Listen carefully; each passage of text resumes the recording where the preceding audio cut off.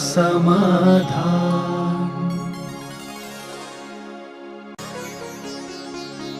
नमोस्तु गुरुदेव।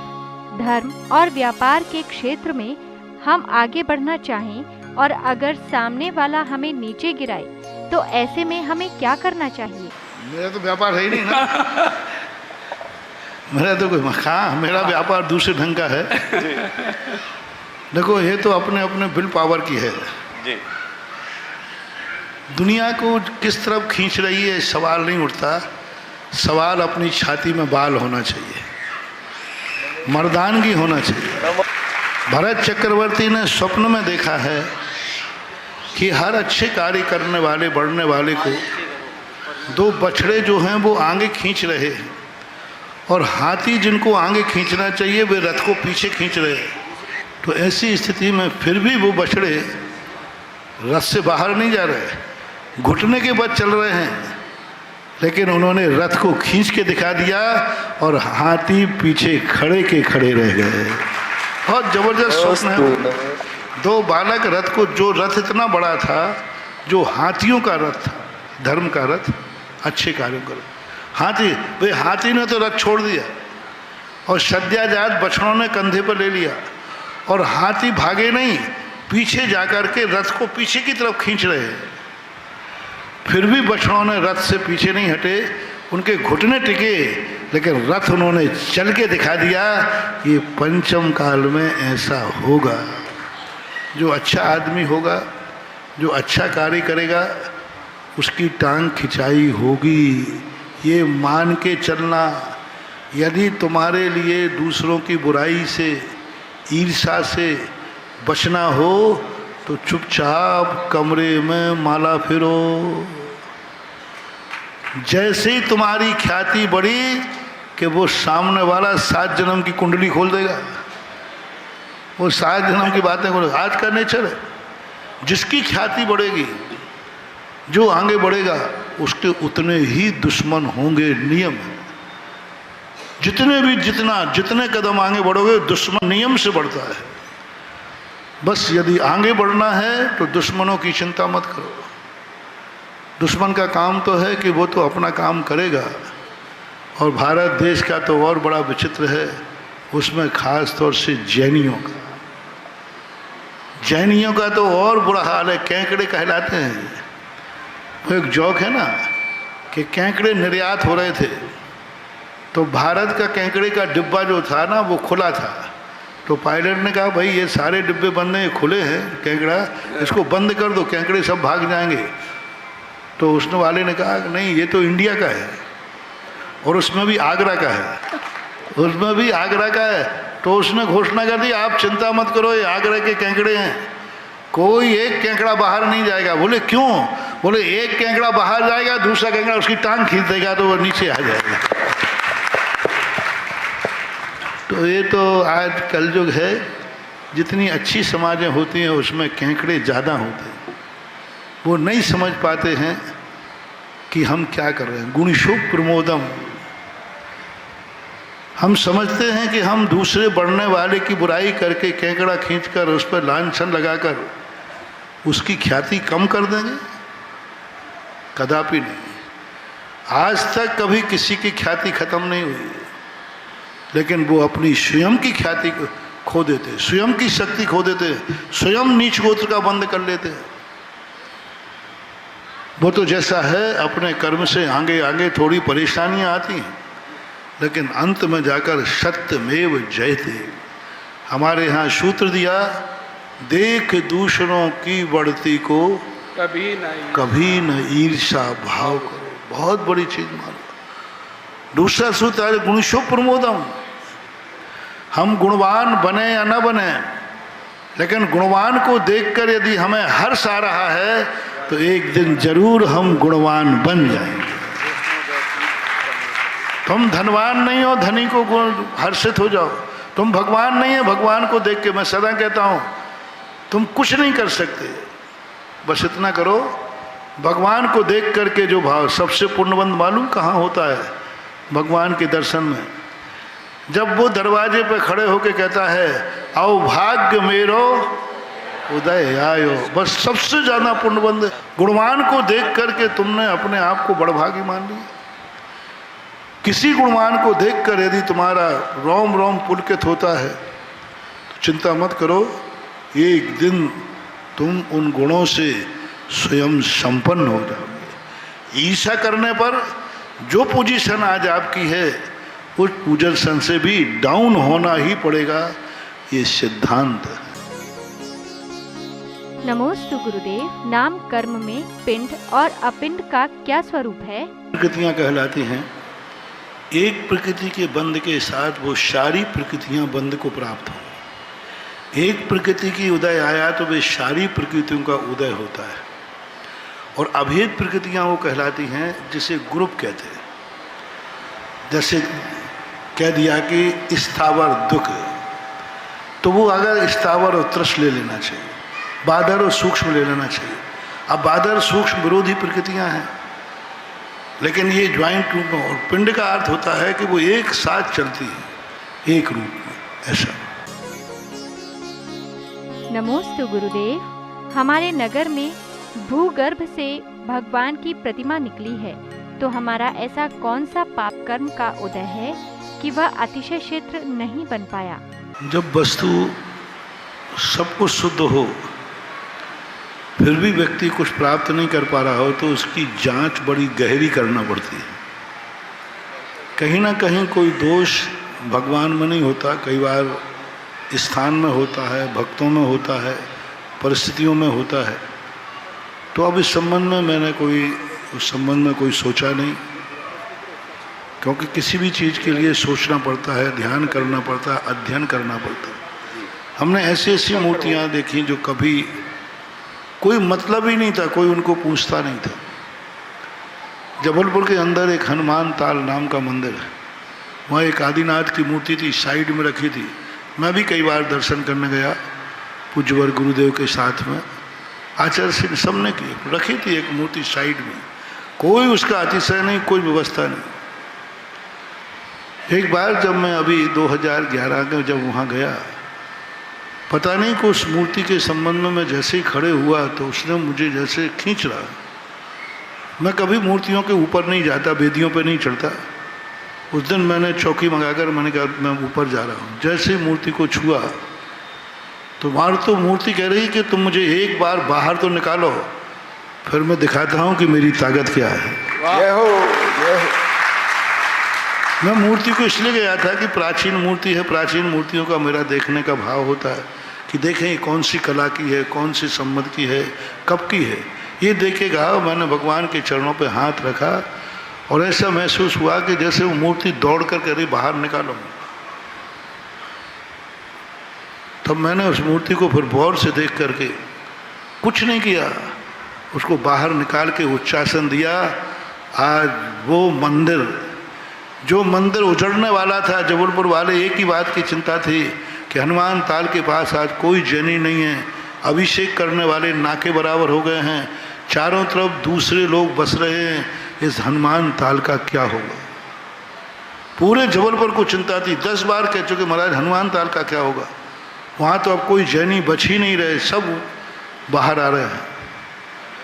आज वही तीर्थ उस मूर्ति के कारण असीम कालीन भक्तांबर चल रहा है। आज 10 से 12 साल हो गए असीम, और आज वहाँ इतने अभिषेक पूजन करने वाले आ रहे हैं कि सुबह स्थान नहीं मिलता। अब वो मंदिर नहीं रहा, तीर्थ बन गया। मात मूर्ति को एक दूसरे सही स्थान पर बैठा लो, मात वहाँ से उठाकर सही स्थान पर बैठा लो। कुछ नहीं किया मैंने। आज वो हनुमान ताल अकृत्रिम चैत्यालय जैसा लगता है,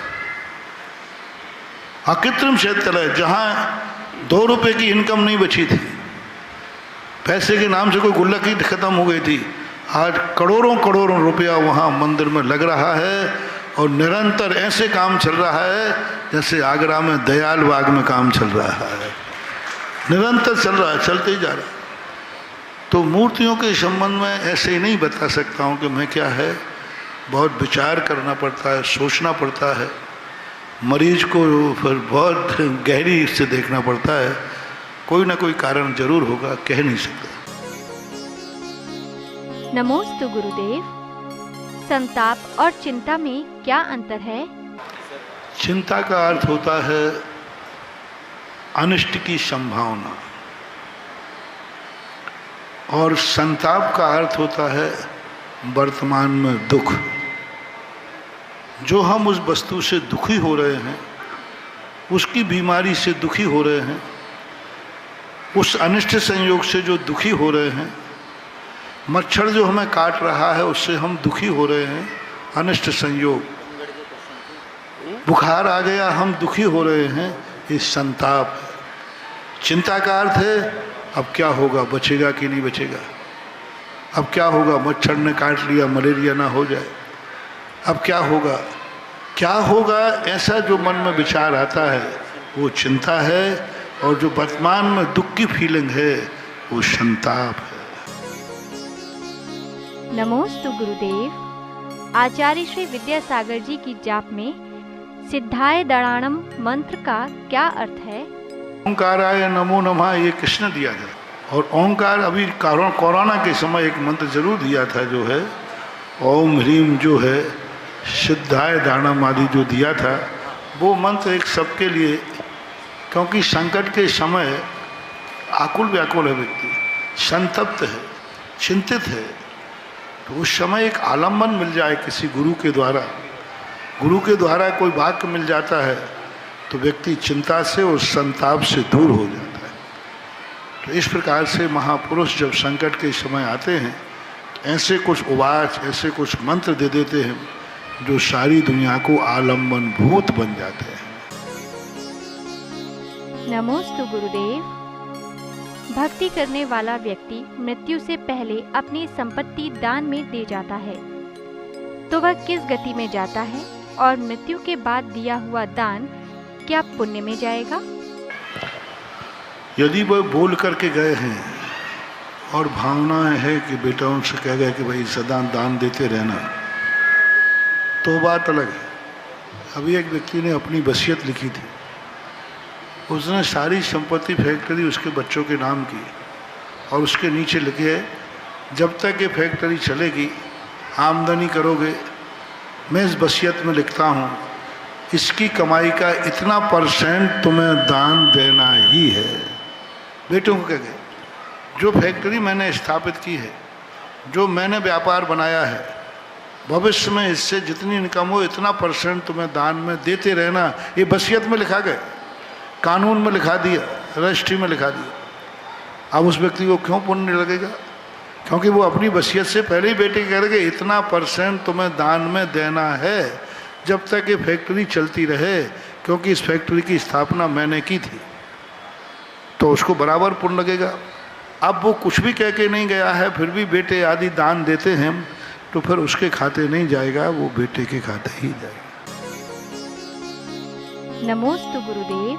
अगर साधु के भाव बिगड़ जाएं, तो उन्हें कौन सा दोष लगता है? कर्म सिद्धांत अग्नि के समान होता है।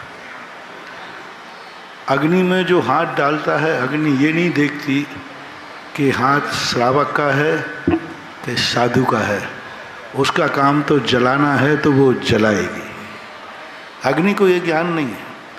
इसी प्रकार कर्म ये नहीं देखते हैं कि तुम महाराज हो या श्रावक हो, जो जैसा परिणाम करेगा वैसा कर्मबंध होगा। साधु यदि करेगा तो साधु गुणस्थान से गिरकर नीच गोत्र का बंध करेगा। ये थोड़ी लिखा है कि श्रावक को ही कर्मों का बंध होता है। मैंने अभी 2 दिन पहले ही कहा था ना कि सबसे ज़्यादा कर्मबंध उसे होता है जो जितना ऊंचे पद पर होता है। यदि साधु ईर्षा कर रहा है, साधु इस प्रकार का परिणाम कर रहा है, तो सबसे निधत्त निकाचित नीच कर्म का बंध होगा उसे।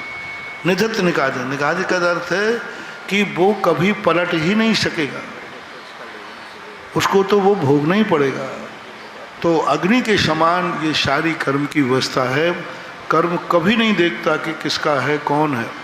साधु कर रहे हैं वो भोगेंगे, उनकी भी वही हाल होगा जो श्रावक का होता है, क्योंकि साधु भी छद्मस्त हैं। साधु के अंदर भी अच्छे बुराइयां हैं, साधु भी चोखे और खोटे होते हैं।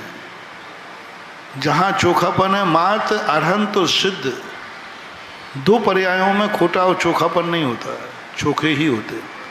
आचार्योपाध्याय साधु में खोटे भी होते हैं, चोखे भी होते हैं।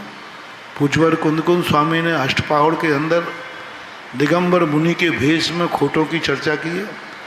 उन्होंने परिणामों की चर्चा की है, उन्होंने भावों की चर्चा की, क्रिया की चर्चा की, और ऐसे मुनियों को पार्श्वस्थ मुनि के अंतर्गत डाल करके बड़ी निंदा की है, दुर्गति का पात्र बनाया। मुनि के धारण करने वाले परिणाम करते हैं तो निगोदकूत अस्मण पाउगम गण्णादिते निगोद पात्रा, ये साधुओं में दिया है। जो साधु श्रवण के योग्य नहीं है फिर भी वैसा परिणाम वैसी क्रिया करता है तो वो निगोद का पात्र होता है, ये शास्त्रों में आया। तो ये पंचम काल है।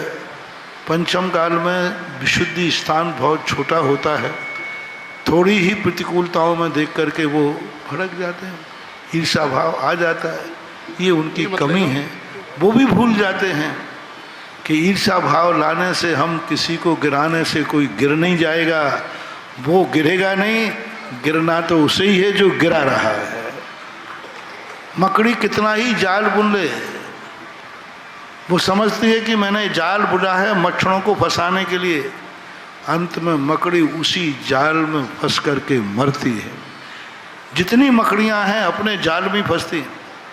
बनाया था दूसरों को मारने के लिए, मच्छरों को मक्खियों को फंसाने के लिए, अंत में उसी जाल में मरण को प्राप्त हो जाते हैं। तत्व दृष्टि की कमी होती है। स्वाध्याय तो करते हैं लेकिन वो आत्मा की पर्याय न बनने से ऐसा होता है। नमोस्तु गुरुदेव। साधु अगर अपने गुण स्थान से गिर जाए तो क्या हमें नमोस्तु करना चाहिए? कभी विनाशकालीन विपरीत बुद्धि भी हो जाती है। सबको मालूम है कि गुटखा तंबाकू चबाना स्वास्थ्य के लिए हानिकारक है, फिर भी पट्टा खाता जाता है। इसी प्रकार से मालूम है, सब जानते हैं, सब ज्ञान है, लेकिन वही होनहार जैसी होती है, कभी कभी विनाश के कारण बुद्धि हो जाती है, क्योंकि विनाश की स्थिति आ जाती है, तो ऐसे परिणाम हो जाते हैं। आश्चर्य की बात नहीं है, ये सब हो जाता है, हो सकता है। लेकिन इतना बड़ा जैन दर्शन का है कि वह साधु हो या ग्रस्त हो, कभी माफ़ नहीं करता कर्म, कर्म बराबर सजा देता है। वो सजा उन मुनिराजों को भी भोगना पड़ेगी। सुधा समाधान।